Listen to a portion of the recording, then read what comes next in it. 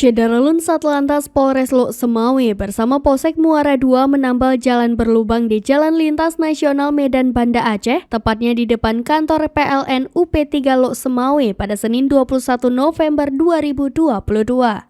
Penambalan jalan berlubang tersebut guna mencegah terjadinya kecelakaan lalu lintas bagi pengendara yang melintas. Kapolres Lok Semawe AKBP Hengki Ismanto SIK melalui Kasat Lantas AKP Adik Taufik SIK mengatakan lubang jalan berada di kawasan Dusun Sawang Kupula, Desa Utenkot, Kecamatan Muara II Lok Semawe yang berpotensi terjadinya laka lantas.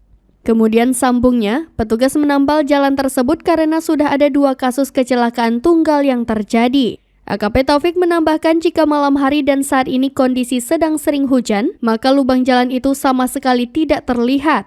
Selain itu lanjut Kasat Lantas, kegiatan ini melibatkan beberapa personil sebagai bentuk kepedulian Polri terhadap masyarakat pengguna jalan. Kasat Lantas juga menghimbau kepada pengendara baik roda 2 atau roda 4 senantiasa tertib dan tidak melaju kencang bila kondisi jalan sedang rusak serta situasi hujan karena jalan akan licin. Dari Lok Semawe, Zaki Mubarak, SerambiNews.com.